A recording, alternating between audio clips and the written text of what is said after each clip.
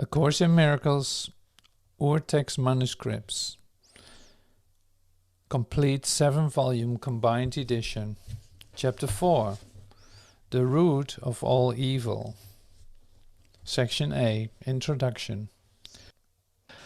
Aside to Helen, you were both wise and devoted. 2 words which are literally interchangeable in the sense that they truly bring on the exchange of one another, in claiming your scribal functions and working so late. You had committed a serious error against your brother, and one who has asked for your help. A devoted priestess does not do this. The Bible says you should go with a brother twice as far as he asks. It certainly does not suggest that you set him back on his journey. Devotion to a brother cannot set you back either. It can only lead to mutual progress. The result of genuine devotion is inspiration, a word which, properly understood, is the opposite of fatigue. To be fatigued is to be dispirited, but to be inspired is to be in the spirit. To be egocentric is to be dispirited, but to be self-centered in the right sense is to be inspired or in the soul. The truly inspired are enlightened and cannot abide in darkness. Do not attempt to break God's copyright, because his authorship alone can copyright. Your own right authorship does not lie in remaking his copies, but in creating like him. Embarrassment is always an expression of egocentricity, an association which has been made before, made, not created. This kind of association is always man-made. Both of you have completed the SCT stem. When I was called on to speak with the I became embarrassed and could not speak, this should be corrected to recognized my authorship. Tell B that he cannot be embarrassed by his own words unless he believes that he is responsible for them. We have already corrected word to thought, and he is free to allocate the authorship for his thoughts as he elects.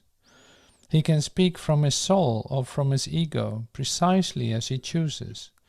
If he speaks from his soul, he has chosen to be still and know that I am God. These words are inspired because they come from knowledge. If he speaks from his ego, he is disclaiming knowledge instead of affirming it, and is thus dispiriting himself. The dispirited have no choice but to be narcissistic, and to be narcissistic is to place your faith in the unworthy.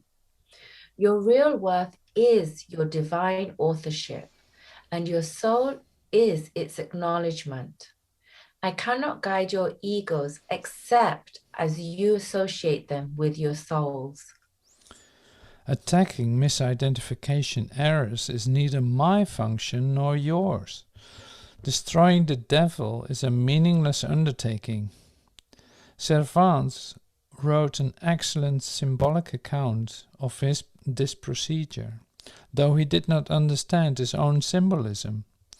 The real point of his writing was that his hero was a man who perceived himself as unworthy because he identified with his ego and perceived its weakness.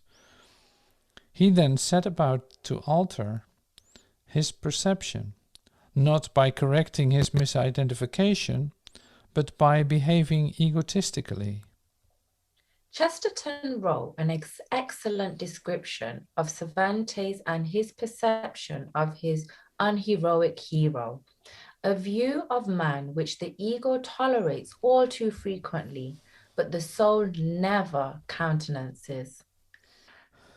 And he sees across a weary land a straggling road in Spain, up which a lean and foolish knight forever rides in vain.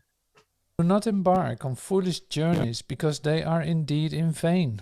The ego may will them because the ego is both lean and foolish, but the soul cannot embark on them because it is forever unwilling to depart from its foundation.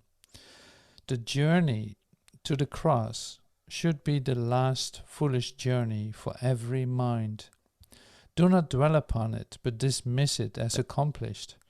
If you can accept that as your own last foolish journey, you are free also to join my resurrection. Human living has indeed been needlessly wasted in repetition compulsion. It reenacts the separation, the loss of power, the foolish journey of the ego in its attempt at reparation, and finally the crucifixion of the body, or death. Repetition compulsion can be endless, unless they are given up by an act of will, or more properly, as an active creation. Do not make the pathetic human error of clinging to the old rugged cross. The only message of the crucifixion is in respect for man's ability to overcome the cross. Unless he does so, he is free to crucify himself as often as he chooses. But this was not the gospel I intended to offer him. We have another journey to undertake, and I hope that if both of you will read these notes carefully, they will help to prepare you to undertake it. A Course in Miracles, Urtext Manuscripts, complete 7-volume combined edition, Volume 1, Chapter 4, Section B, Right Teaching and Right Learning. We have spoken of many different human symptoms, and at this level there is almost endless variation. But there is only one cause for all of them. The authority problem is the root of all evil. Money is but one of its many reflections, and is a reasonably representative example of the kind of thinking which stems from it. The idea of buying and selling implies precisely the kind of exchange that the soul cannot understand at all, because their own supply is always abundant, and all their demands are fully met. Every symptom which the ego has made involves a contradiction in terms. This is because the mind is split between the ego and the soul, so that whatever the ego makes is incomplete and contradictory. Consider what a speechless professor means as a concept. It literally means a non-professing professor or a non-speaking speaker. Untenable positions such as this are the result of the authority problem, which, because it accepts the one inconceivable thought as its premise, can only produce ideas which are inconceivable. Bill may claim, and has certainly done so in the past, that the professorship was thrust upon him. This is not true. He wanted it very much, and also worked hard to get it. He would not have had to work so hard either, if he had not misunderstood it.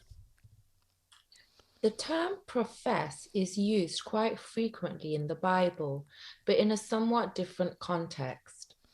To profess is to identify with an idea and offer the idea to others to be their own. The idea does not lessen, it becomes stronger. The teacher clarifies his own ideas and strengthens them by teaching them. Teacher and pupil, therapist and patient are all alike in the learning process. They are in the same order of learning, and unless they share their lessons, they will lack conviction. If a salesman must believe in the product he sells, how much more must a teacher believe in the ideas which he professes? But he needs another condition. He must also believe in the students to whom he offers this idea. But he needs another condition.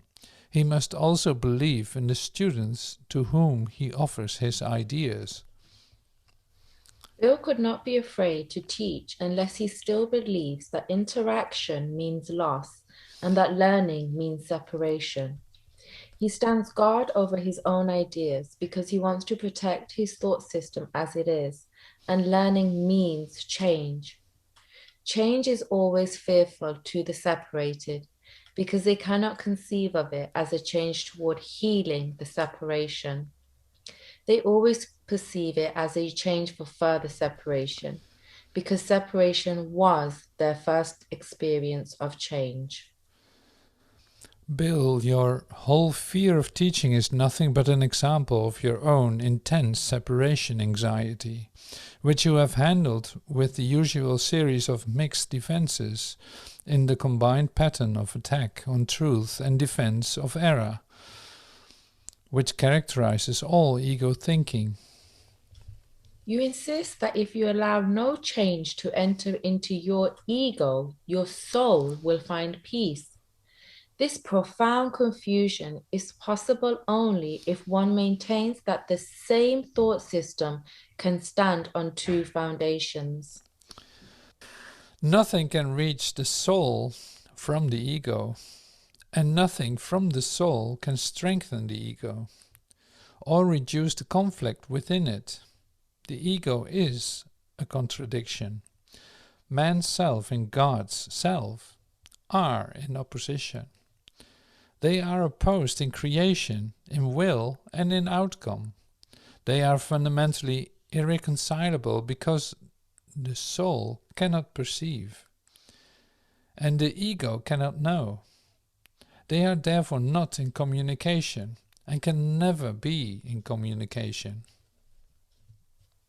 Nevertheless, the ego can learn because its maker can be misguided, but cannot make the totally lifeless out of the life given. The soul need not be taught, but the ego must.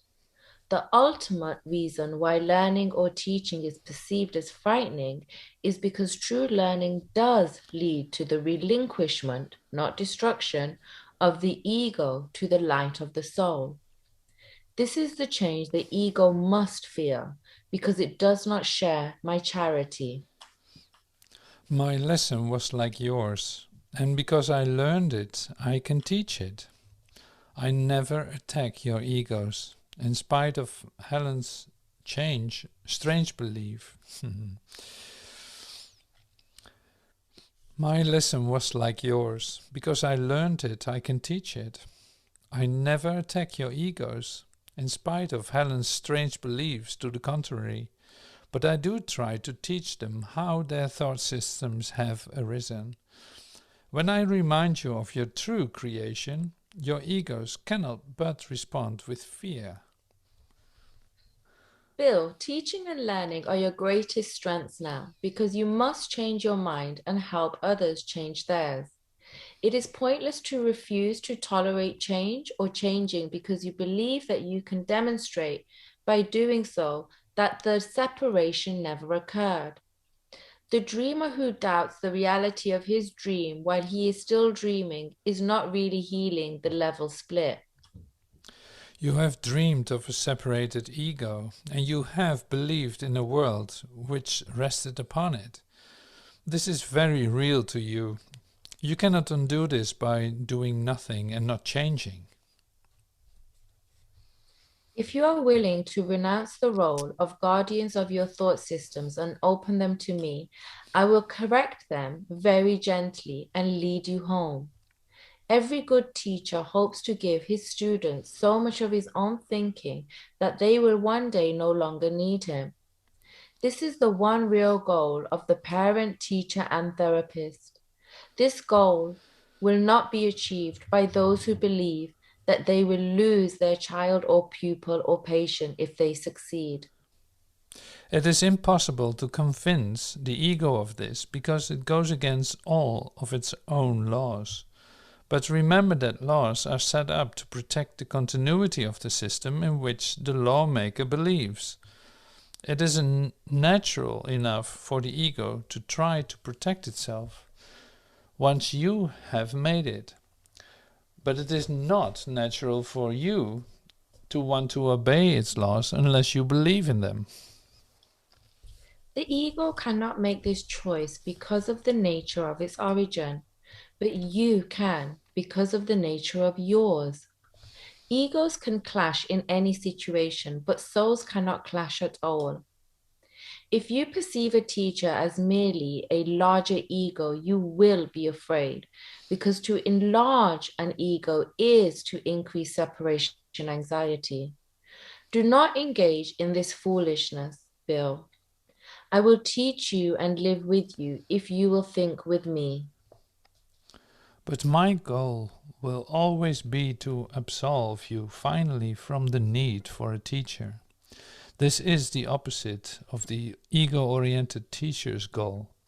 He is concerned with the effects of his ego on others' egos, and he therefore interprets their interaction as a means of ego preservation. This is no less true if he is afraid to teach than if he is frankly out to dominate through teaching. This is no less true if he is afraid to teach than if he is frankly out to dominate through teaching. The form of the symptom is only a reflection of his particular way of handling the separation anxiety. All separation anxiety is a symptom of a continuing will to remain separated. This cannot be repeated too often because you have not learned it. Bill, you are afraid to teach only because you are afraid of the impression your image of yourself will make on other images.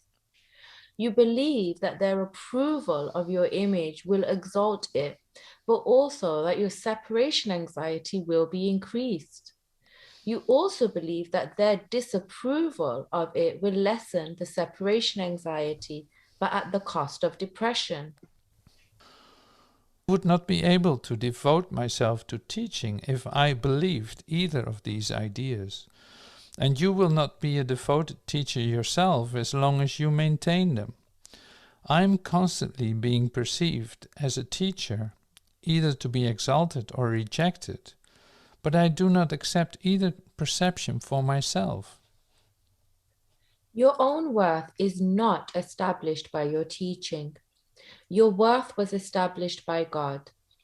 As long as you dispute this, everything you do will be fearful, and particularly any situation which lends itself easily to the superior-inferior fallacy. Teachers must be patient and repeat their lessons until they are learned. I am willing to do so because I have no right to set your learning limits for you. Once again, nothing you do, or think, or will, or make is necessary to establish your worth. This point is not debatable except in delusions. Your ego is never at stake because God did not create it. Your soul is never at stake because He did. Any confusion on this point is a delusion, and no form of devotion is possible as long as this delusion lasts. Bill, if you will be a devoted teacher rather than an egocentric one, you will not be afraid. The teaching situation is fearful if it is misused as an ego involvement. If you become afraid, it is because you are using it this way. But the devoted teacher perceives the situation as it is and not as he wills it. He does not see it as dangerous because he is not exploiting it. The ego tries to exploit all situations into form of praise for itself in order to overcome its doubts. It will be doubtful forever, or better, as long as you believe in it. You who made it cannot trust it because you know it is not real. The only sane solution is not to try to change reality, which is indeed a fearful attempt, but to see it as it is. You are part of reality, which stands unchanged beyond the reach of your ego, but within easy reach of your soul. Then, again, I tell you that when you are afraid, be still and know that God is real and you are his beloved Son, in whom he is well pleased. Do not let your ego dispute this, because the ego cannot know what is as far beyond its reach as you are. God is not the author of fear, you are. You have willed, therefore, to create unlike him, and you have made fear for yourselves. You are not at peace because you are not fulfilling your function. God gave you a very lofty responsibility which you are not meeting. You know this, and you are afraid. But your egos have chosen to be afraid instead of meeting it. When you awaken, you will not be able to understand this because it is literally incredible. Do not believe the incredible now. Any attempt to increase its believableness is merely to postpone the inevitable. The word inevitable is fearful to the ego, but joyous to the soul. God is inevitable, and you cannot avoid him any more than he can avoid you. The ego is afraid of the soul's joy, because once you have experienced this, you will withdraw all protection from your ego and become totally without investment in fear. Your investment is great now because fear is a witness to the separation, and your ego rejoices when you witness to it. Leave it behind. Do not listen to it and do not preserve it. Listen only to God, who is as incapable of deception as are the souls he created. As teachers and therapists, release yourselves and release others. Do not present a false and unworthy picture of yourself to others or accept such a picture of them yourselves. The ego has built a shabby and unsheltered home for you, because it cannot build otherwise. The ego has built a shabby and unsheltered home for you because it cannot build otherwise. Do not try to make this impoverished house stand. Its weakness is your strength. Only God could make a home that was worthy of his creations, who have chosen to leave it empty by their own dispossession. His home will stand forever and is ready for you when you choose to enter. Of this you can be wholly certain. God is as incapable of creating the perishable as your ego is of making the eternal. Of your egos, you can do nothing to save yourself or others, but of your souls, you can do everything for the salvation of both. Humility is a lesson for the ego, not for the soul. The soul is beyond humility because it recognizes its radiance and gladly sheds its light everywhere. The meek shall inherit the earth because their egos are humble, and this gives them better perception. The kingdom of heaven is the right of the soul, whose beauty and dignity are beyond doubt, beyond perception, and stand forever as the mark of the love of God for his creations, who are wholly worthy of him and only of him. Nothing else is sufficiently worthy to be a gift for a creation of God himself. I will substitute for your ego if you will, but never for your soul.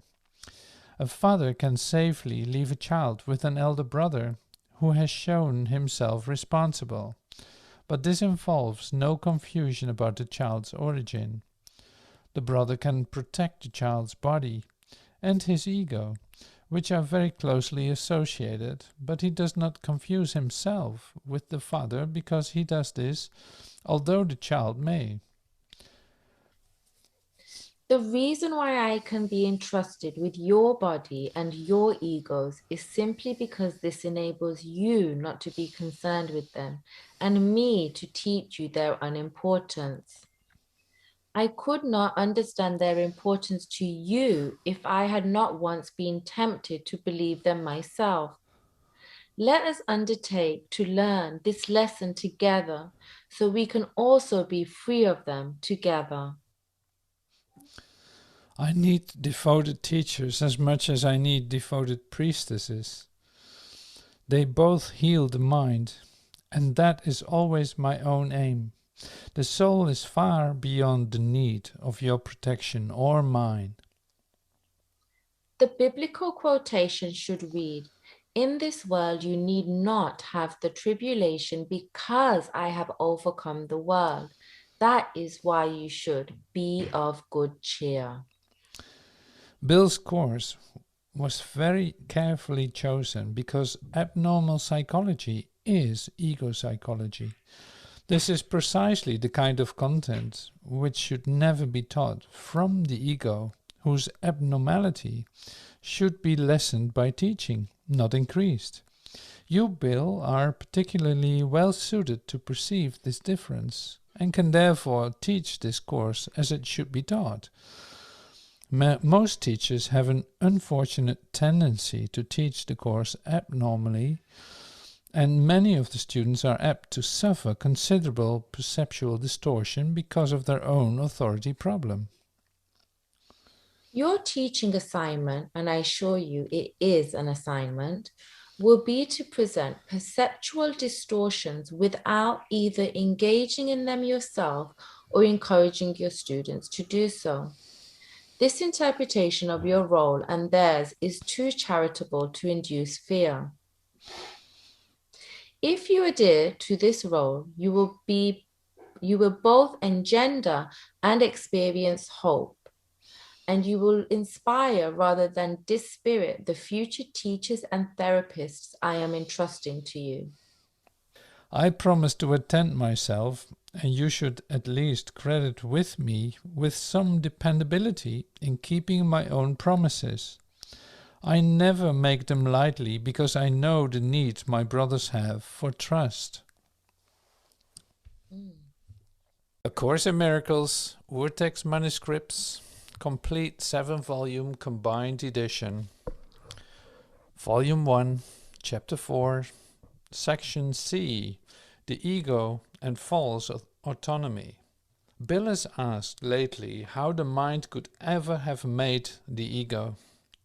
This is a perfectly reasonable question. In fact, the best question either of you could ask.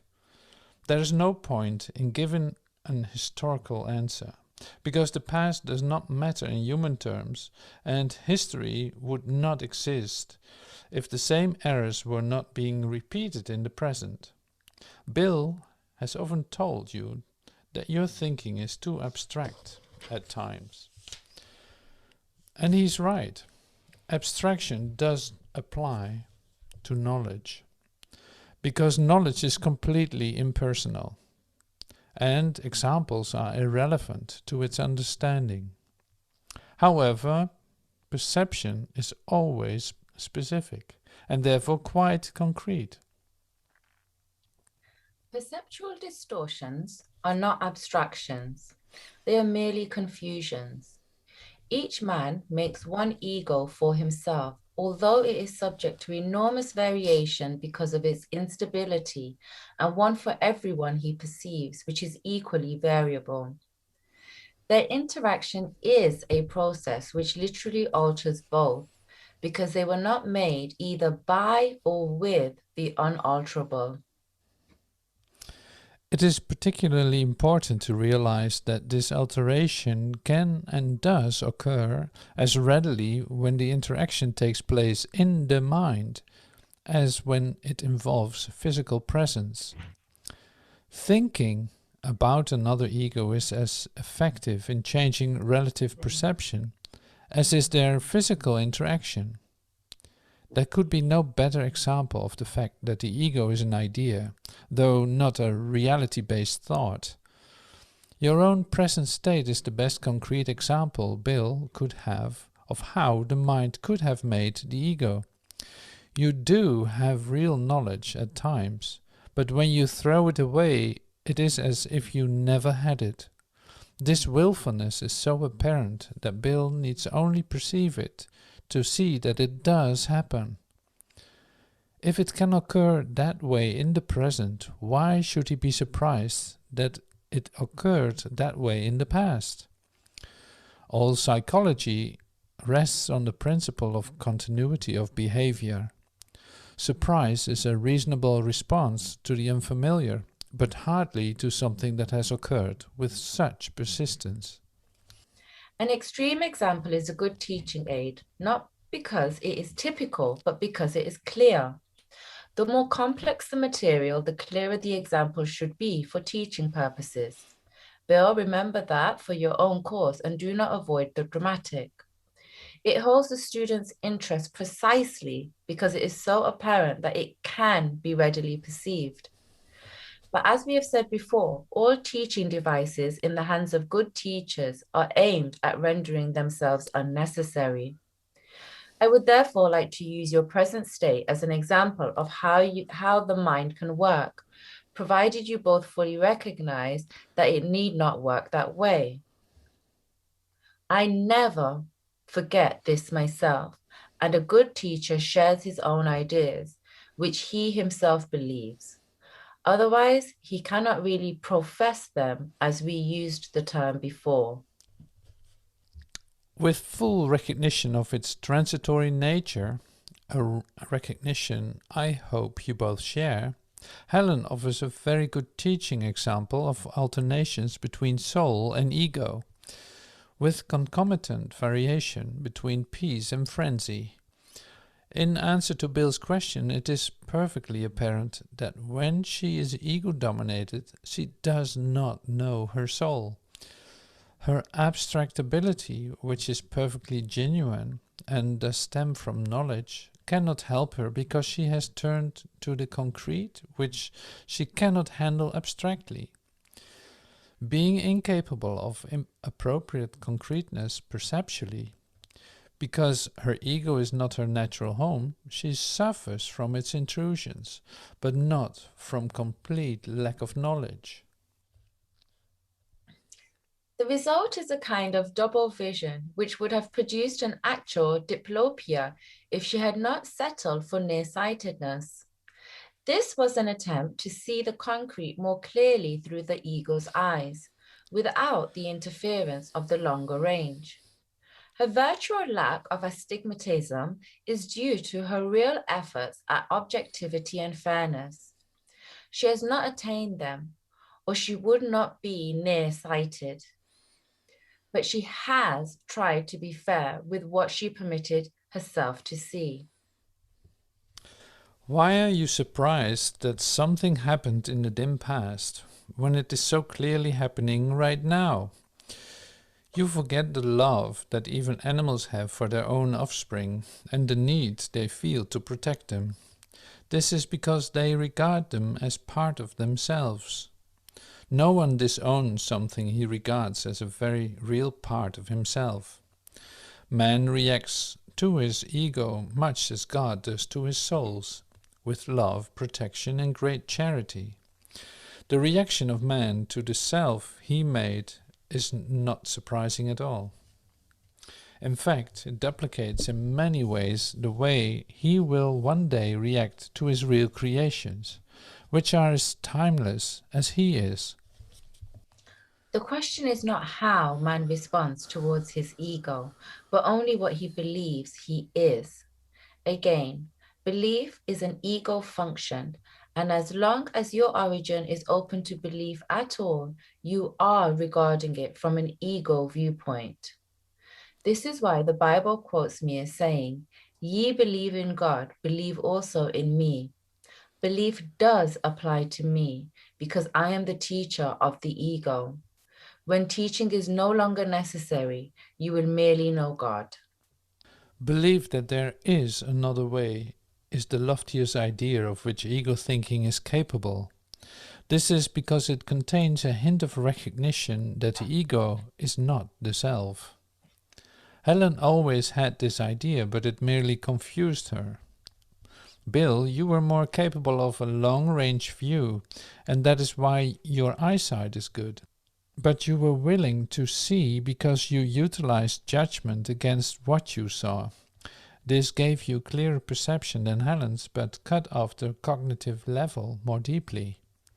That is why you believe that you never had knowledge. Repression has been a stronger mechanism in your own ego defense, and that is why you find her shifts as hard to tolerate. Willfulness is more characteristic of her, and that is why she has less sense than you do. It is extremely fortunate, temporarily, that the particular strengths you will both develop and use are precisely those which the other must supply now. You who will be the strength of God are quite weak, and you who will be God's help are clearly in need of help. What better plan could have been devised to prevent the intrusion of the ego's arrogance on the outcome? Undermining the foundation of an ego's thought system must be perceived as painful, even though this is anything but true. Babies scream in rage if you take away a knife or a scissor, even though they may well harm themselves if you do not. The speed up has placed you both in the same position. You are not by any means prepared, and in this sense, you are babies. You have no sense of real self-preservation and are very likely to decide that you need precisely what would hurt you most.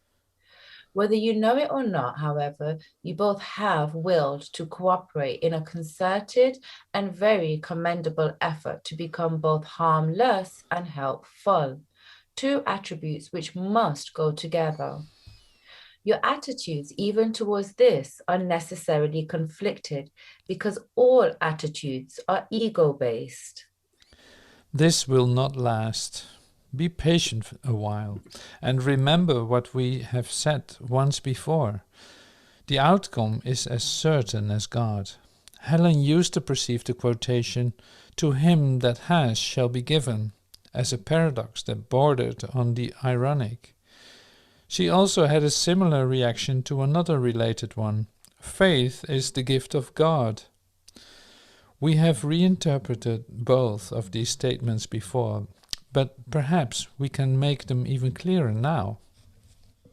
Only those who have a real and lasting sense of abundance can be truly charitable.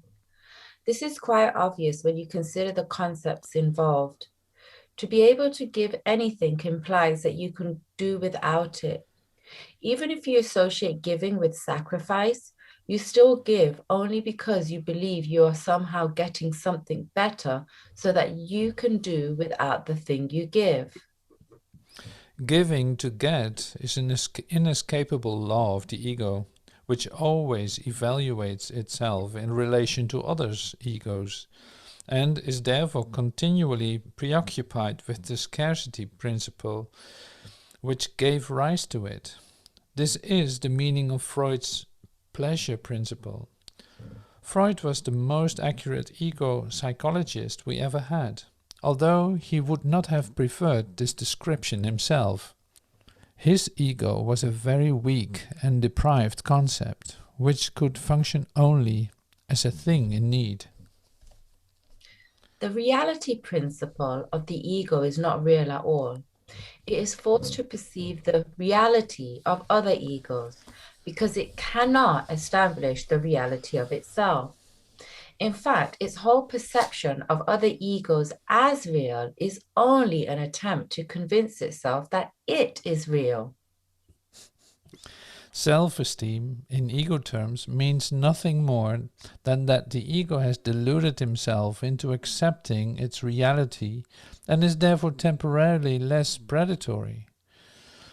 This self-esteem is always vulnerable to stress, a term which really means that a condition has arisen in which the delusion of reality of the ego is threatened.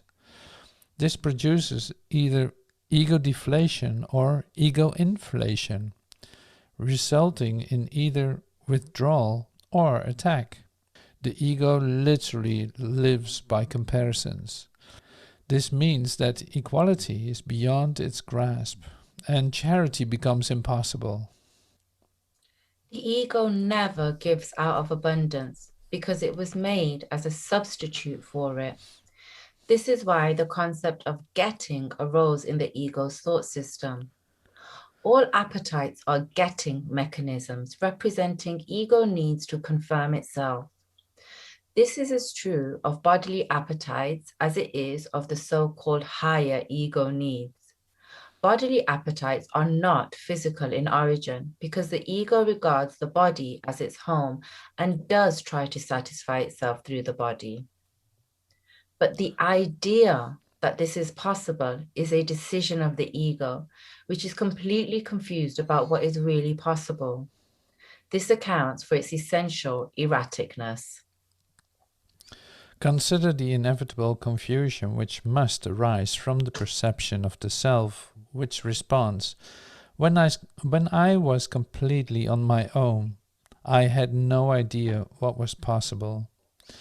The ego does believe it is completely on its own, which is merely another way of describing how it originated. This is such a fearful state that it can only turn to other egos and unite with them in a feeble attempt at identification, or attack them in an equally feeble show of strength. The ego is free to complete the stem. When I was completely on my own, in any way it chooses, but it is not free to consider the validity of the premise itself, because this premise is its foundation. The ego is the belief of the mind that it is completely on its own. The ego's ceaseless attempts to gain the soul's acknowledgement and thus establish its own existence are utterly useless. The soul, in its origin, is unaware of the ego. It does not attack the ego. It merely cannot conceive of it at all. While the ego is equally unaware of the soul, it does perceive itself as rejected by something which is greater than itself. This is why self-esteem in ego terms must be a delusion. The creations of God do not create myths, but the creative efforts of man can turn to mythology, but only under one condition. What man then makes is no longer creative. Myths are entirely perceptions and are so ambivalent in form and so characteristically good and evil in nature that the most benevolent of them is not without fearful components, if only in innuendo. Myths and magic are closely associated, in that myths are usually related to the ego origins, and magic to the powers which the ego ascribes to itself. Every mythological system includes an account of the creation and associates this with a particular perception of magic. Battle for survival is nothing more than the ego's struggle to preserve itself and its interpretation of its own beginning. The beginning is always associated with physical birth because nobody maintains that the ego existed before the point in time. The religiously ego-oriented tend to believe that the soul existed before and will continue to exist afterwards, after temporary lapse into ego life. Some actually believe that the soul will be punished for this lapse, even though in reality it could not possibly know anything about it. The term salvation does not apply to the soul, which is not in danger and does not need to be salvaged. Salvation is nothing more than that right-mindedness, which is not the one-mindedness of the soul, but which must be accomplished before one-mindedness can be restored. Right-mindedness dictates the next step automatically, because right perception is uniformly without attack, so that wrong-mindedness is obliterated. The ego cannot survive without judgment and is laid aside accordingly. The mind then has only one direction in which it can move. The directions which the mind will take are always automatic because they cannot but be dictated by the thought system to which it adheres. Every thought system has internal consistency, and this does provide a basis for the continuity of behavior. However, this is still reliability and not validity. Reliable behavior is a meaningful perception as far as the ego thinking goes. However, valid behavior is an expression which is inherently contradictory because validity is an end and behavior is a means. They cannot be combined logically because when an end has been attained, the means for its attainment are no longer meaningful. Test constructors recognize that there are different kinds of validity, and also that they are of different orders. This means that they do not mean truth and do not pretend to mean it. Test validity can be judged by logic, by theory, and by practice, each being regarded as a different dimension. In each case, the amount of confidence is expressed in some form of percentage, either quantitatively or merely in terms of high, moderate, and low. But the hypothesis is tested as either true or false, to be accepted or rejected accordingly. If it is shown to be true, it becomes a fact, after which no one attempts to evaluate it unless its status as fact is questioned. Every idea which the ego has accorded the status of fact is questionable because facts are in the realm of knowledge. Confusing realms of discourse is a thinking error which philosophers have recognized for centuries. Psychologists are generally quite deficient in this respect, as are many theologians. Data from one realm of discourse do not mean anything in another, because they can be understood only within the thought systems of which they are a part. This is why psychologists are concentrating increasingly on the ego in an attempt to unify their clearly unrelated data.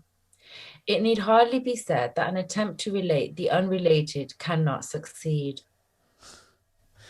The recent ecological emphasis is but a more ingenious way of trying to impose order on chaos. We have already credited the ego with considerable ingenuity, though not with creativeness. But it should also be remembered that inventiveness is really wasted effort, even in its most ingenious forms. We do not have to explain anything. This is why we need not trouble ourselves with inventiveness. The highly specific nature of invention is not worthy of the abstract creativity of God's creations. A Course in Miracles, Urtext Manuscripts, complete 7-volume combined edition, Volume 1, Chapter 4, Section D, Love Without Conflict. When Helen read this to you, Bill, try to listen very carefully. You have never understood what the kingdom of heaven is within you means. The reason that you cannot understand it is because it is not understandable to the ego, which interprets it as something outside is inside, which does not mean anything. The word within does not belong. The kingdom of heaven is you. What else but you did the Creator create? And what else but you is his kingdom? This is the whole message of the atonement. a message which in its totality transcends the sum of its parts, which we have covered before. Christmas is not a time, it is a state of mind.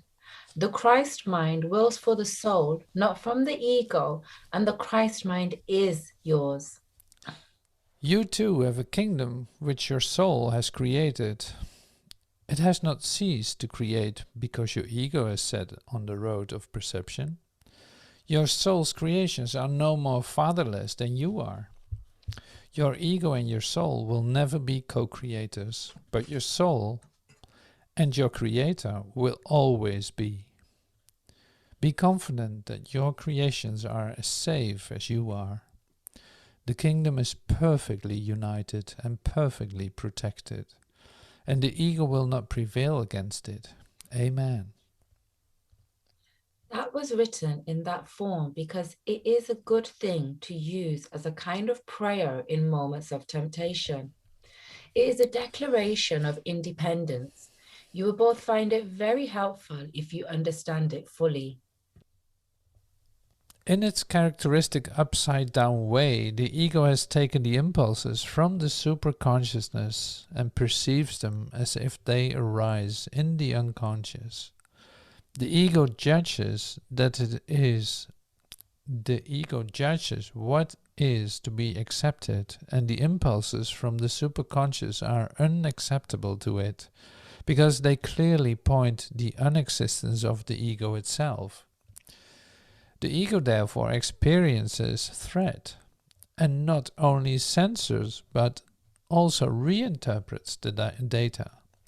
However, as Freud very correctly pointed out, what you do not perceive you still know, and it can retain a very active life beyond your awareness. Repression thus operates to conceal not only the baser impulses, but also the most lofty ones from the ego's awareness, because both are threatening to the ego, and being concerned primarily with its preservation in the face of threat, it perceives them as the same. The threat value of the lofty is really much greater to the ego, because the pull of God himself can hardly be equated with the pull of human appetites. By perceiving them as the same, the ego attempts to save itself from being swept away, as it would surely be in the presence of knowledge. The upper level of the unconscious thus contains the call of God as well as the call of the body. That is why the basic conflict between love and fear is unconscious.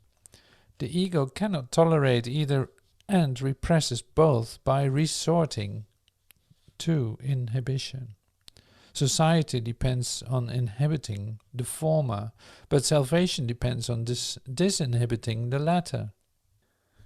The reason you need my help is because you have repressed your own guide and therefore need guidance.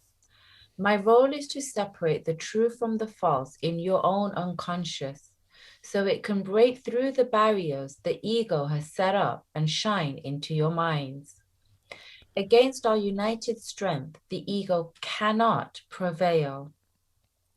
It should be quite apparent to you by now why the ego regards the soul as its enemy. The ego arose from the separation, and its continued existence depends on your continuing belief in the separation.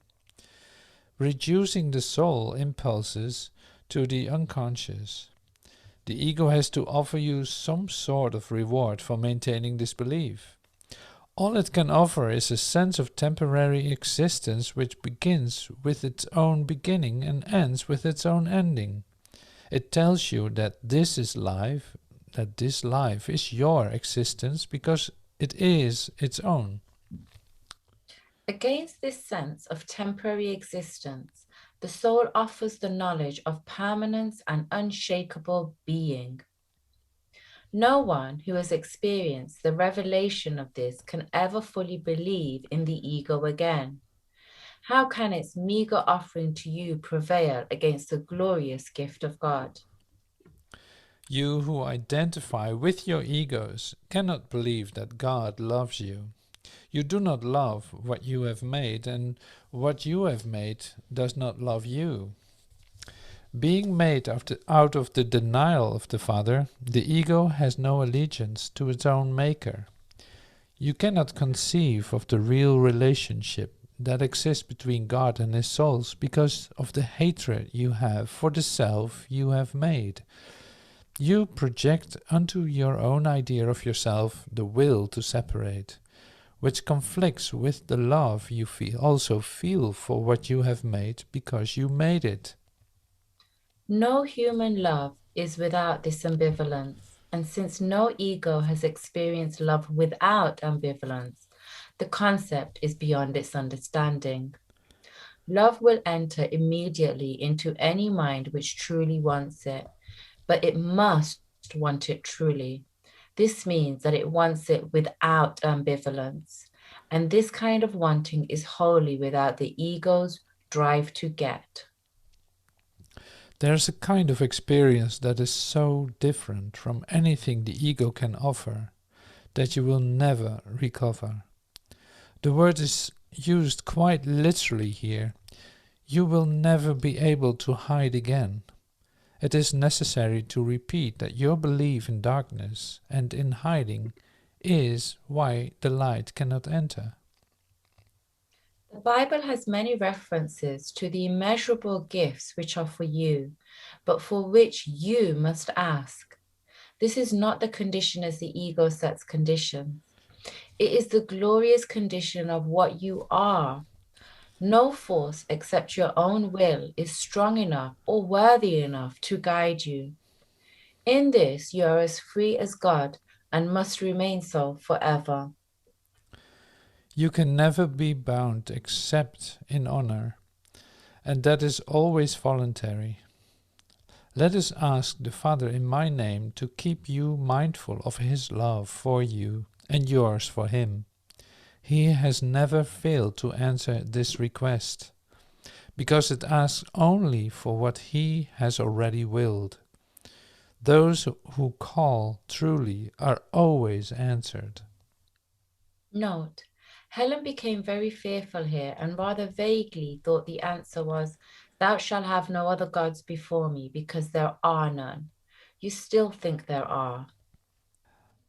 It has never really entered your minds to give up every idea you have ever had that opposes knowledge. You retain thousands of little scraps of meanness which prevent the Holy One from entering. Light cannot penetrate through the walls you make to block it, and it is forever unwilling to destroy what you have made. No one can see through a wall, but I can step around it. Watch your minds for the scraps of meanness, or you will be unable to ask me to do so. I can help you only as our Father created us. I will love you and honor you and maintain complete respect for what you have made. But I will neither love nor honor it unless it is true. I will never forsake you any more than God will, but I must wait as long as you will to forsake yourselves. Because I wait in love and not in impatience, you will surely ask me truly. I will come gladly in response to a single unequivocal call. Watch carefully and see what it is you are truly asking for. Be very honest with yourselves about this, for we must hide nothing from each other. If you will really try to do this, you have taken the first step towards preparing your minds for the Holy One to enter.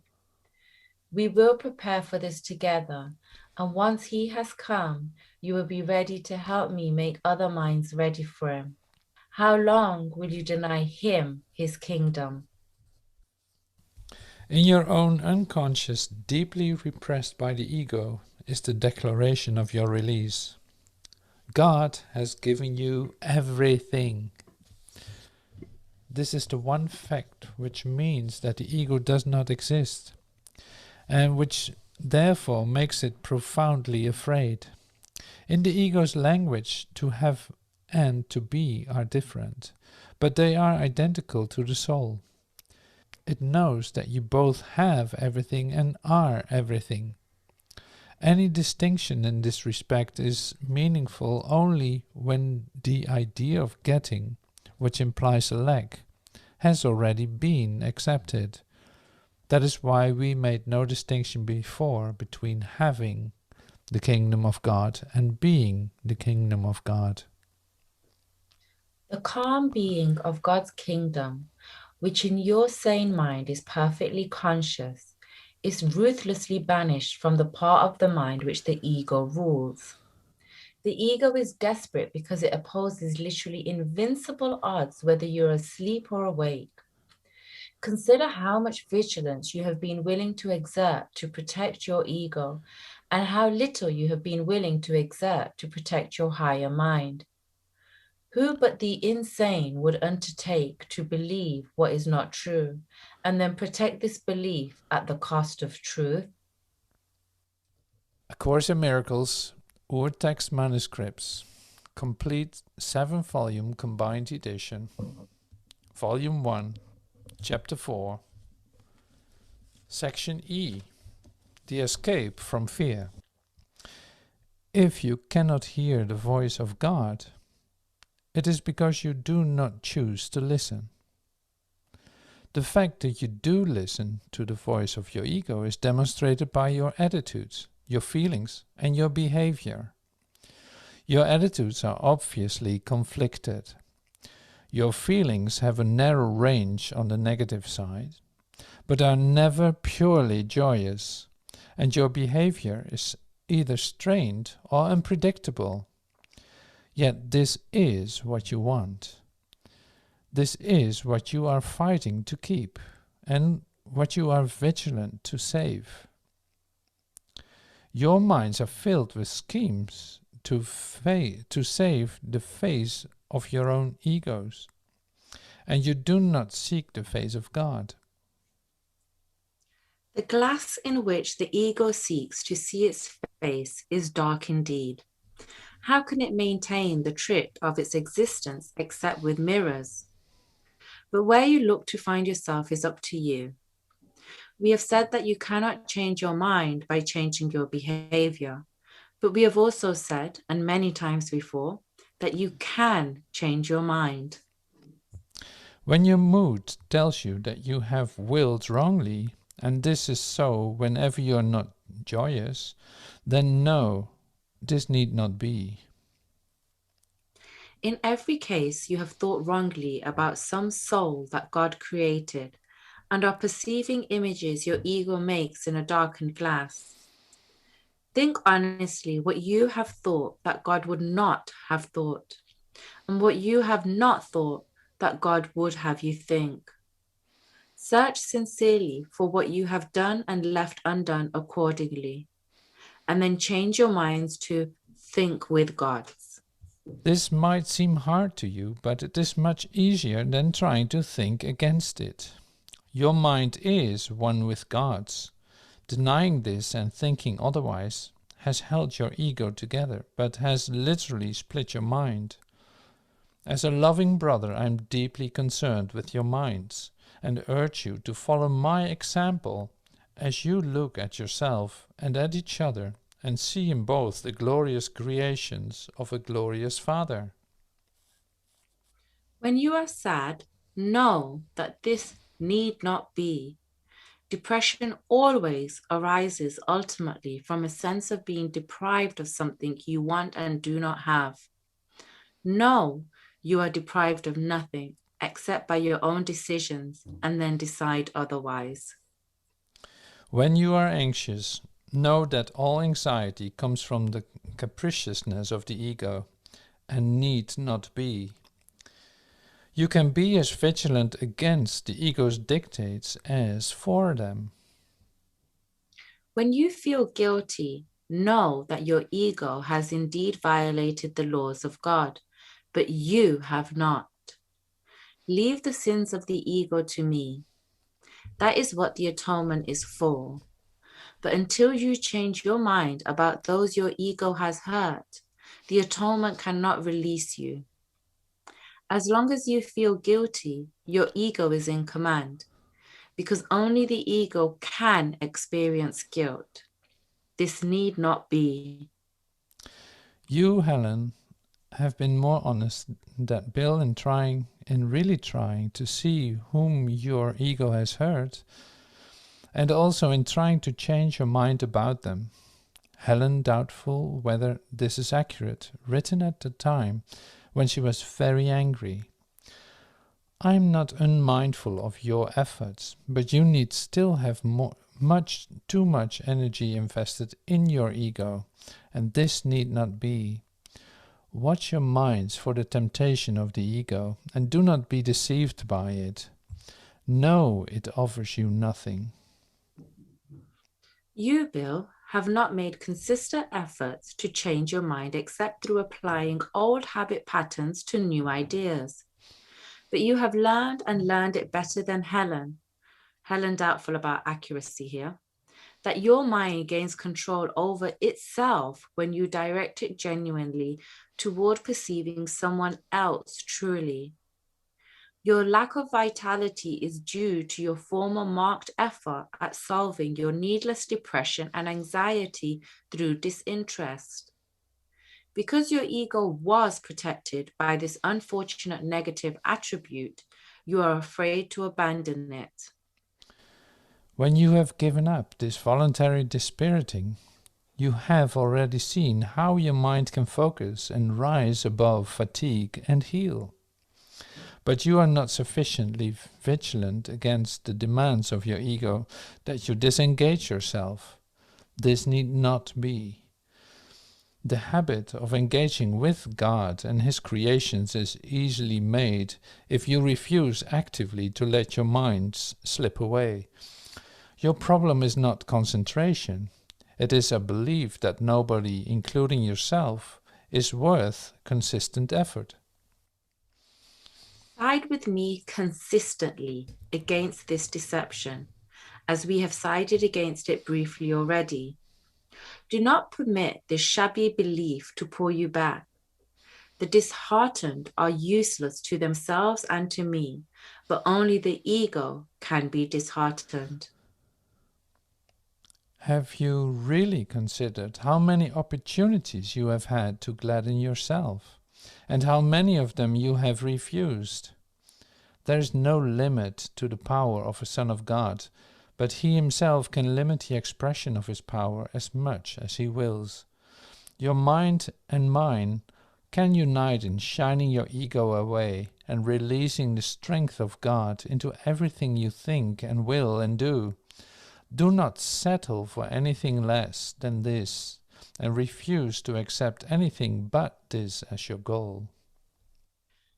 Watch your minds carefully for any beliefs that hinder its accomplishment and step away from them. Judge how well you have done this by your own feelings, for this is the one right use of judgment. Judgment, like any other defense, can be used to attack or protect, to hurt or to heal. The ego should be brought to your own judgment and found wanting there. Without your own allegiance, protection, and love, it cannot exist. Judge your ego truly, and you must withdraw allegiance, protection, and love from it. You are mirrors of truth in which God Himself shines in perfect light. To the ego's dark glass you need but say, I will not look there because I know these images are not true. Then let me, the Holy One, shine upon you in peace, knowing that this and only this must be. His mind shone on you in your creation and brought your mind into being. His mind still shines on you and must shine through you. Your ego cannot prevent Him from shining on you, but it can prevent you from letting Him shine through you. The first coming of the Christ is just another name for the creation, for the Christ is the Son of God. The second coming of Christ means nothing more than the end of the ego's rule over part of the minds of men, and the healing of the mind. I was created like you in the first, and I am reminding you that I have called you to join with me in the second. If you will think over your lives, you will see how carefully the preparations were made. I am in charge of the second coming, as I have already told you, and my judgment, which is used only for its protection, cannot be wrong because it never attacks. Yours is so distorted that you believe that I was mistaken in choosing you. I assure you, this is a mistake of your own egos. Do not mistake it for humility. Your egos are trying to convince you that they are real, and I am not. Because if I am real, I am no more real than you are. That knowledge, and I assure you that it is knowledge, means that Christ must come into your minds and heal them. While I am not attacking your egos, I am working with your higher mind, whether you're asleep or awake, just as your ego does with your lower mind. I am your vigilance in this because you are too confused to recognize your own hope. I was not mistaken. Your minds will elect to join with mine, and together we are invincible. You too will yet come together in my name, and your sanity will be stored. I raised the dead by knowing that life is an eternal attribute of everything that the living God created. Why do you believe that it is harder for me to inspire the dispirited or to stabilize the unstable? I do not believe that there is an order of difficulty in miracles. You do. I have called, and you will answer. I know that miracles are natural because they are expressions of love. My calling you is as natural as your answer and as inevitable.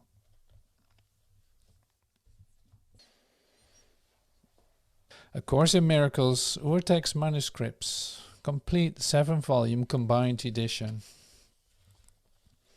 Volume 1, Chapter 4, Section F, The Ego-Body Illusion. All things work together for good. There are no exceptions except in the ego's judgment. Control is a central factor in what the ego permits into consciousness, and one to which it devotes its maximum vigilance. This is not the way a balanced mind holds together. Its control is unconscious.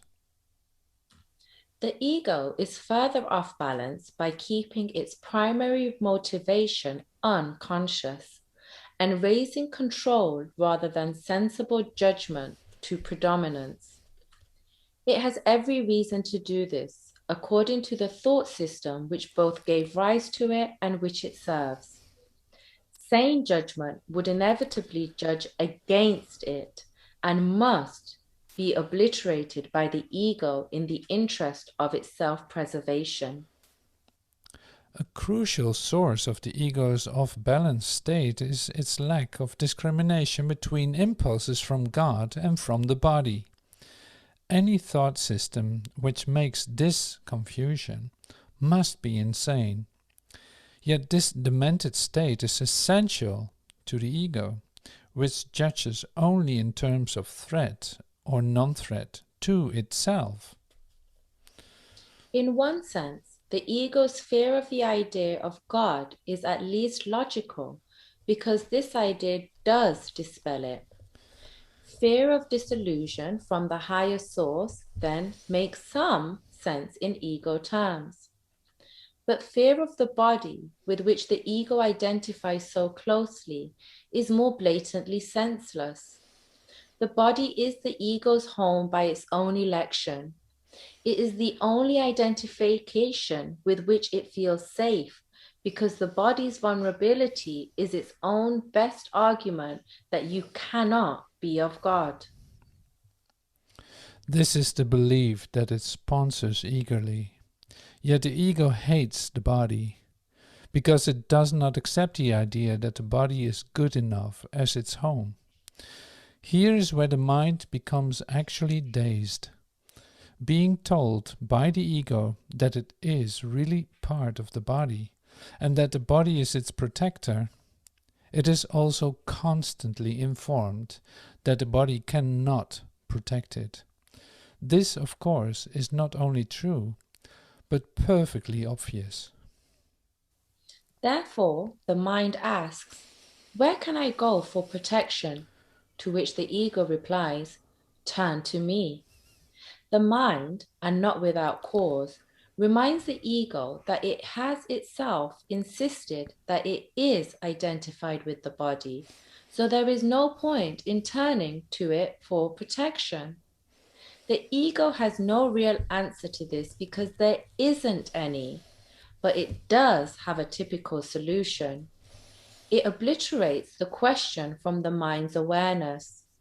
Once unconscious, it can and does produce uneasiness, but it cannot be answered because it cannot be asked. This is why the question must be asked. Where am I to go for protection? Only an insane mind fails to ask it. Even the insane ask it unconsciously, but it requires real sanity to ask it consciously. If you will remember your dream about the recorder, which was remarkably accurate in some ways because it came partly from ego-repressed knowledge, the real problem was correctly stated as, what is the question? Because, as you very well know, the answer could be found if the question were recognized. If you remember, there were a number of solutions you attempted, all ego-based, not because you thought they would really work, but because the question itself was obscure. When the Bible says, "Seek and ye shall find," it does not mean that you should seek blindly and desperately for something you wouldn't recognize. Meaningful seeking is consciously undertaken, consciously organized, and consciously directed. Bill's chief contribution to your venture is his insistence that the goal be formulated clearly and kept in mind. You, Helen, are not good at doing this. You still search for many gods simultaneously, and this goal confusion, given a strong will, must produce chaotic behavior. Bill's behavior is not chaotic because he is not so much goal-divided as not goal-oriented. Where Helen has overinvested in many goals, Bill has underinvested in all goals. He has the advantage of potentially greater freedom from distractibility, but he does not care enough to use it. Helen has the advantage of great effort, but she keeps losing sight of the goal. Bill has very intelligently suggested that you both should set yourself the goal of really studying this course. There can be no doubt of the wisdom of this decision for any student who wants to pass it. But knowing your individual weaknesses as learners and being a teacher with some experience, I must remind you that learning and wanting to learn are inseparable. All learners learn best when they believe what they are trying to learn is of value to them. But values in the world are hierarchical, and not everything you may want to learn has lasting value. Indeed, many of the things you want to learn are chosen because their value will not last. The ego thinks it is an advantage not to commit itself to anything that is eternal, because the eternal must come from God. Eternalness is the one function that the ego has tried to develop, but has systematically failed. It may surprise you to learn that the ego willed to do so. It could have made the eternal because, as a product of the mind, it is endowed with the power of its own creator. But the decision to do this, rather than the ability to do this, is what the ego cannot tolerate. That is because the decision from which the ability would naturally develop would necessarily involve true perception, a state of clarity which the ego, fearful of being judged truly, must avoid. The results of this dilemma are peculiar, but no more so than the dilemma itself.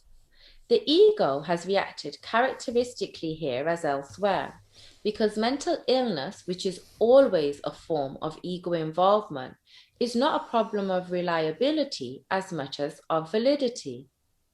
The ego compromises with the issue of the eternal, just as it does with all issues that touch on the real question in any way. By compromising in connection with all tangential questions, it hopes to hide the real question and keep it out of mind.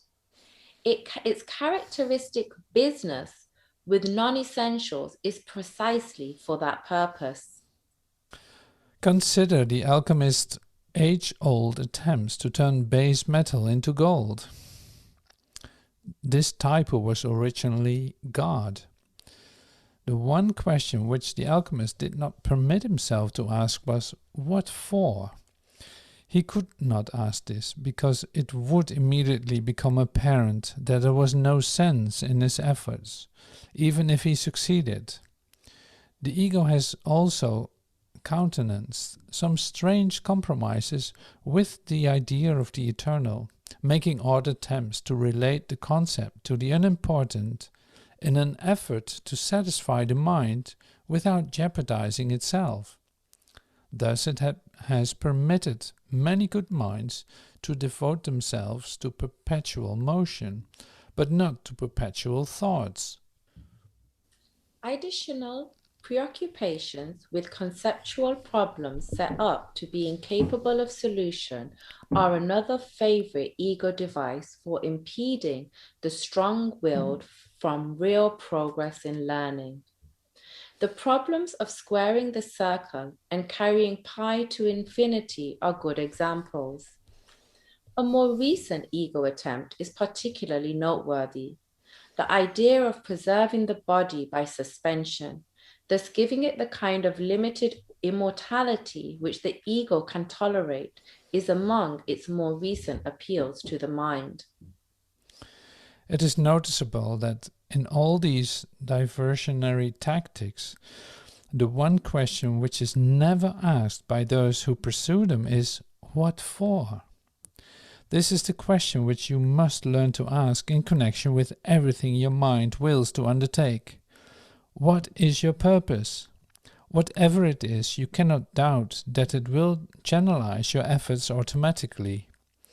When you make a decision of purpose, then you have made a decision about future effort, a decision which will remain in effect unless you change the decision. Psychologists are in a good position to realize that the ego is capable of making and accepting as real some very distorted associations which are not true. The confusion of sex with aggression and resulting behavior, which is the same for both, is a good example. This is understandable to the psychologist and does not produce surprise. The lack of surprise, however, is not a sign of understanding. It is a symptom of the psychologist's ability to accept as reasonable a compromise which is clearly senseless, to attribute it to the mental illness of the patient rather than his own, and to limit his questions about both the patient and himself to the trivial. These relatively minor confusions of the ego are not among its most profound misassociations, although they do reflect them. Your own egos have been blocking the more important questions which your mind should ask. You do not understand a patient while you yourselves are willing to limit the questions you raise about his mind, because you are also accepting these limits for yours. This makes you unable to heal him and yourself. Be always unwilling to adapt to any situation in which miracle-mindedness is unthinkable. That state in itself is enough to demonstrate that perception is wrong. The Course in Miracles, Urtext Manuscripts, complete 7-volume combined edition, Volume 1, Chapter 4, Section G, the constant state. It cannot be emphasized too often that correcting perception is merely a temporary expedient. It is necessary only because misperception is a block to knowledge, while accurate perception is a stepping stone toward it. The whole value of right perception lies in the inevitable judgment, which it necessarily entails that it is unnecessary. This removes the block entirely. You may ask how this is possible as long as you appear to be living in this world. And since this is a sensible question, it has a sensible answer. But you must be careful that you really understand the question. What is the you who are living in this world? Bill will probably have more trouble with this than you, but if he will try not to close his mind, he may decide that we are not engaging in denial after all. To help him, it might be wise to review a number of the concepts with which he does not appear to have trouble except at times. He liked the idea of invisibility and was particularly open to the concept of different orders of reality. He also found the notion of varying densities of energy appealing. While he may yet agree that these are merely teaching aids, this is a good time to employ them. Immortality is a constant state. It is as true now as it ever was or will be because it implies no change at all. It is not a continuum and it is not understood by comparing it with any opposite. Knowledge never involves comparisons. That is its essential difference from everything else the mind can grasp. A little knowledge is not dangerous except to the ego. Vaguely, the ego senses threat, and being unable to realize that a little knowledge is a meaningless phrase because all and a little in this context are the same, decides that since all is impossible, the fear does not lie in this. A little, however, is a scarcity concept, and this the ego understands well. Regarding all as impossible, a little is perceived as a real threat. The essential thing to remember always is that the ego does not recognize the real source of its perceived threat. And if you associate yourself with the ego, you do not perceive the whole situation as it really is. Only your alliance to it gives the ego any power over you. We have spoken of the ego as if it were a separate thing, acting on its own. This was necessary to persuade you that you cannot dismiss it lightly and must realize how much of your thinking is ego-directed. But we cannot safely leave it at that, or you will regard yourselves as necessarily conflicted as long as you are here, or more properly, believe that you are here. The ego is nothing more than a part of your belief about yourselves. Your other life has continued without interruption and has been and always will be totally unaffected by your attempts to dissociate. The ratio of repression and dissociation of truth varies with the individual ego illusion. Tell Bill that phrase is very good, but dissociation is always involved, or you would not believe that you are here. When I told Bill to concentrate on the phrase, "Here I am, Lord," I did not mean in this world, by here. I wanted him to think of himself as a separate consciousness, capable of direct communication with the creator of that consciousness. He too must begin to think of himself as a very powerful receiving and sending channel, a description I once gave you symbolically. Remember that he understood it before you did, because you are more disassociative and less repressed. Your great debt to each other is something you would never forget. It is actually the same debt that you owe to me. Whenever you react egotistically toward each other, you are throwing away the graciousness of your indebtedness and your holy perception it would produce. The reason why the term holy can be used here is that as you learn how much you are indebted to the whole sonship, which includes me, you come as close as knowledge as perception ever can. This gap is so small, knowledge can easily flow across it and obliterate it forever. You have very little trust in me as yet, but it will increase as you turn more and more often to me instead of your egos for guidance. The results will convince you increasingly that your choice in turning to me is the only sane one you can make.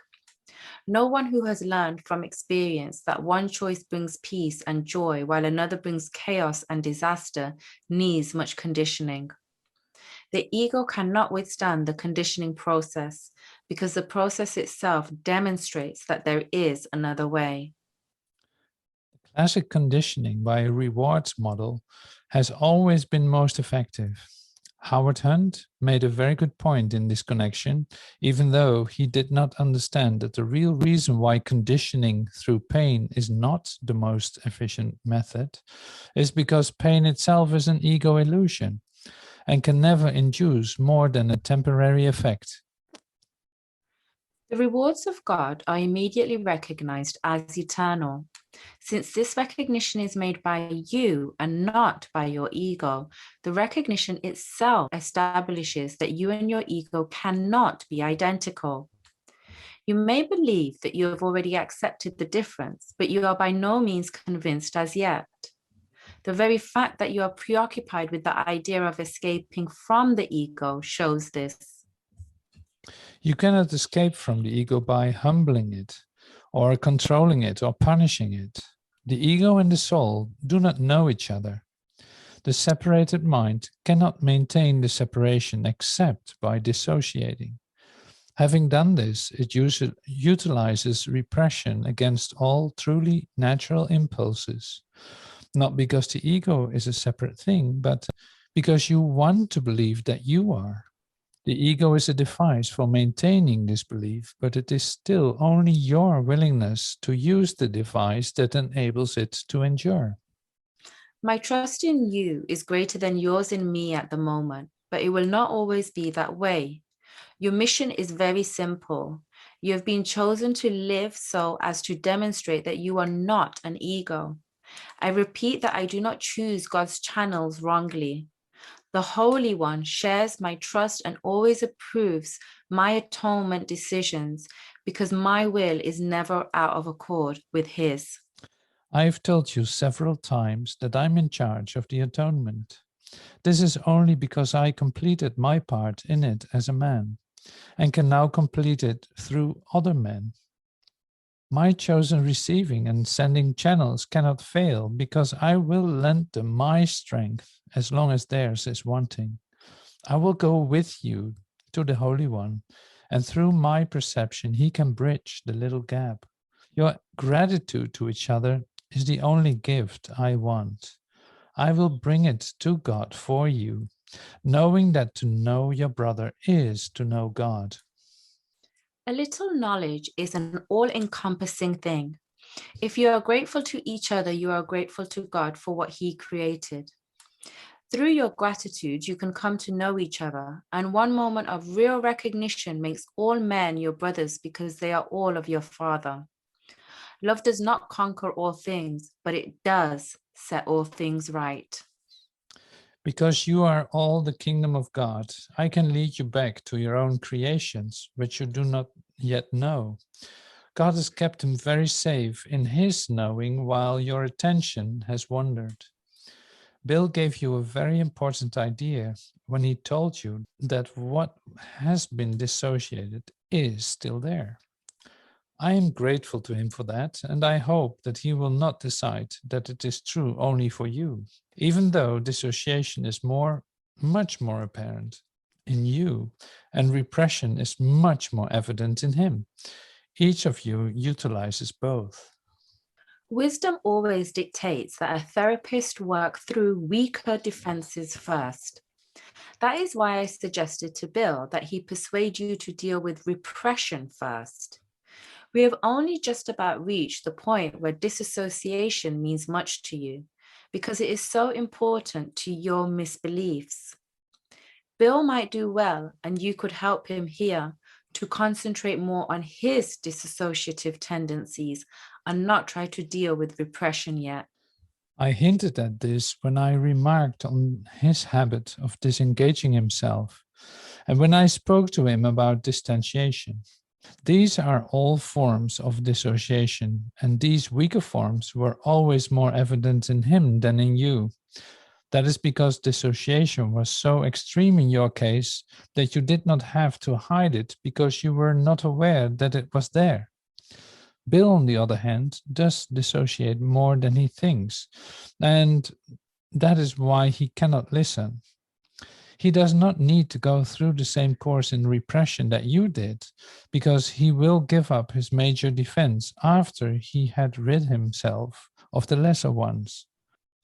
Do not disturb yourself about repression, Bill, but do train yourself to be alert to any tendencies to withdraw from your brothers.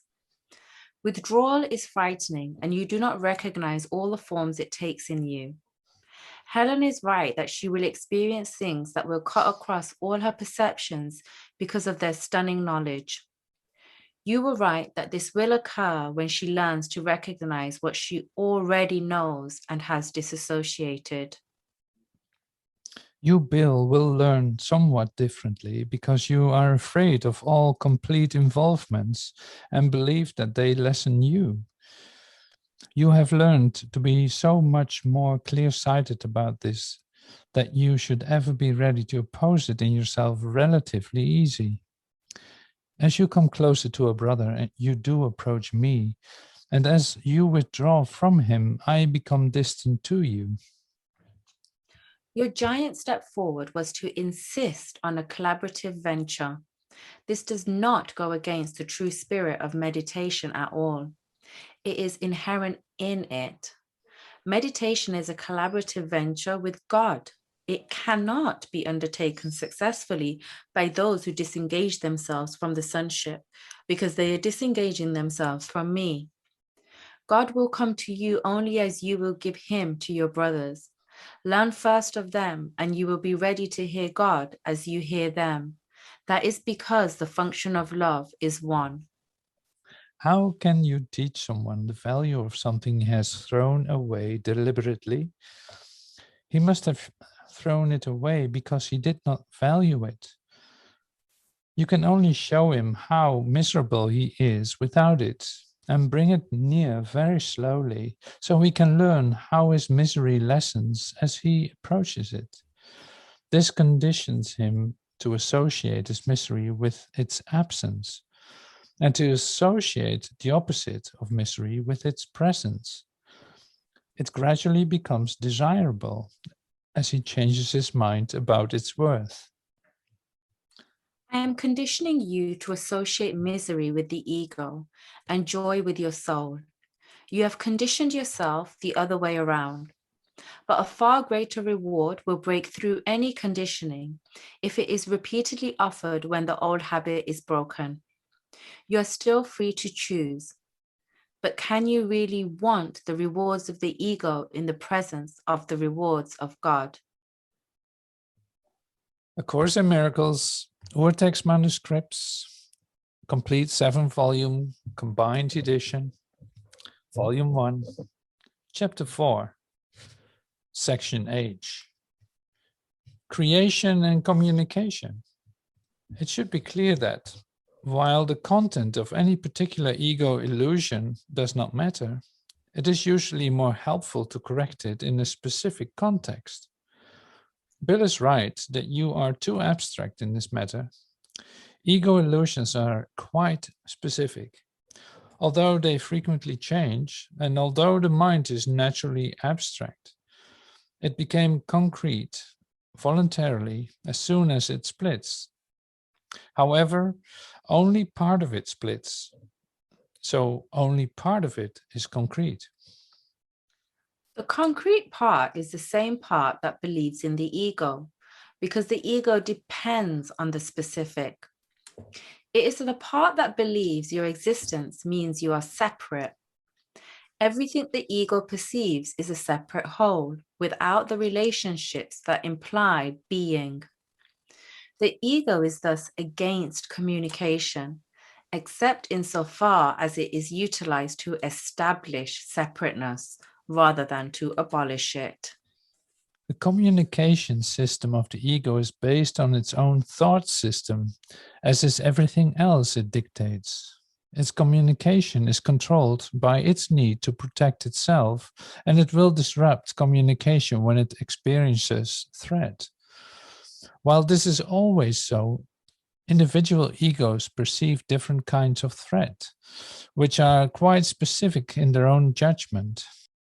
For example, although all forms of perceived demands may be classified or judged by the ego as coercive, for example, although all forms of perceived demands may be classified or judged by the ego as coercive communication, which must be disrupted, the response of breaking communication will nevertheless be to a specific person or persons. The specificity of the ego's thinking then results in a spurious kind of generalization, which is really not abstract at all. It will respond in certain specific ways to all stimuli which it perceives as related. In contrast, the soul reacts in the same way to everything it knows is true and does not respond at all to anything else. Nor does it make any attempt to establish what is true. It knows that what is true is everything that God created. It is in complete and direct communication with every aspect of creation because it is in complete and direct communication with its creator. This communication is the will of God. Creation and communication are synonymous. God created every mind by communicating his mind to it, thus establishing it forever as a channel for reception of his mind and will. Since only beings of a like order can truly communicate, his creations naturally communicate with him and communicate like him. This communication is perfectly abstract, and that its quality is universal in application and not subject to any judgment, any exception, any alteration. God made you by this and for this. The mind can distort its functions, but it cannot endow itself with those it was not given. That is why the mind cannot totally lose the ability to communicate, even though it may refuse to utilize it on behalf of being. Existence as well as being rests on communication. Existence is specific in how, what, and with whom communication is worth undertaking. Being is completely without these distinctions. It is a state in which the mind is in communication with everything that is real, including its own soul. To whatever extent you permit this state to be curtailed, you are limiting your sense of your own reality, which becomes total only by recognizing all reality in the glorious context of its real relationship to you. This is your reality. Do not desecrate it or recoil from it. It is your real home, your real temple, and your real self. God, who encompasses all being, nevertheless created separate beings who have everything individually, but who want to share it to increase their joy. Nothing that is real can be increased except by sharing it. That is why God Himself created you. Divine abstraction takes joy in application, and that is what creation means. How, what, and to whom are irrelevant because real creation gives everything since it can only create like itself. Remember that in being, there is no difference between having and being, as there is in Remember that in being, there is no difference between having and being as there is in existence. In the state of being, the mind gives everything always. The Bible repeatedly states that you should praise God. This hardly means that you should tell him how wonderful he is. He has no ego with which to accept thanks and no perceptions with which to judge your offerings. But unless you take your part in the creation, his joy is not complete because yours is incomplete. And this he does know. He knows it in his own being and its experience of his son's experience. The constant going out of his love is blocked when his channels are closed. And he is lonely when the minds he created do not communicate fully with him. God has kept your kingdom for you, but he cannot share his joy with you until you know it with your whole mind.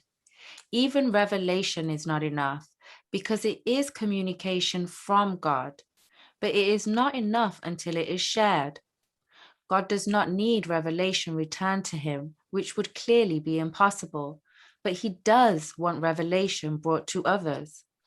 This cannot be done with the actual revelation because its content cannot be expressed, and it is intensely personal to the mind which receives it. But it can still be returned by that mind through its attitude to other minds, which the knowledge from the revelation brings. God is praised whenever any mind learns to be wholly helpful. This is impossible without being wholly harmless because the two beliefs cannot coexist. The truly helpful are invulnerable because they are not protecting their egos so that nothing can hurt them. Their helpfulness is their praise of God, and he will return their praise of him because they are like him and can rejoice together. God goes out to them and through them, and there is great joy throughout the kingdom. Every mind that is changed adds to this joy with its own individual willingness to share it. The truly helpful are God's miracle workers, whom I direct until we are all united in the joy of the kingdom. I will direct you to wherever you can be truly helpful and to help whoever can follow my guidance through you. I arranged for Bill to attend the rehabilitation meetings for very good reasons, and I want him to know them so we can share our goal there. A Course in Miracles, Urtext Manuscripts, complete 7-volume combined edition, Volume 1, Chapter 4, Section I, True Rehabilitation. Properly speaking, every mind which is split needs rehabilitation. The medical orientation emphasizes the body, and the vocational orientation stresses the ego. The team approach generally leads more to confusion than anything else, because it is too often misused as an expedient for sharing the ego's dominion with other egos rather than as a real experiment of cooperation of minds. The reason why Bill needs this experience is because he needs rehabilitating himself. How often have I answered, help him, when you asked me to help you? He too has asked for help, and he has been helped whenever he was truly helpful to you. He has also gained to whatever extent he could give.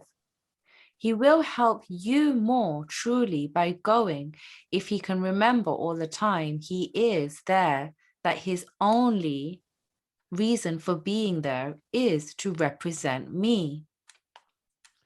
Rehabilitation as a movement has been an improvement over overt neglect, but it is often little more than a painful attempt on the part of the halt to lead the blind. Bill, you will see that this is at every meeting, but this is not why you were chosen to go. You have a fear of broken bodies because your ego cannot tolerate them. Your ego cannot tolerate ego weakness either without ambivalence, because it is afraid of its own weakness and the weakness of its chosen home. That is really why you recoil from the demands of the dependent and from the sight of a broken body. Your ego is threatened and blocks your natural impulse to help, placing you under the strain of divided will. You withdraw to allow your ego to recover and to regain enough strength to be helpful again on a basis limited enough not to threaten your ego, but also too limited to give you joy. Those with broken bodies are often looked down on by the ego because of its belief that nothing but a perfect body is worthy as its own temple. A mind that recoils from a hurt body is in great need of rehabilitation itself. A damaged brain is also hardly a danger. All symptoms of hurt need true helpfulness, and whenever they are met with this, the mind that so meets them heals itself. Rehabilitation is an attitude of praising God as He Himself knows praise. He offers praise to you, and you must offer it to others.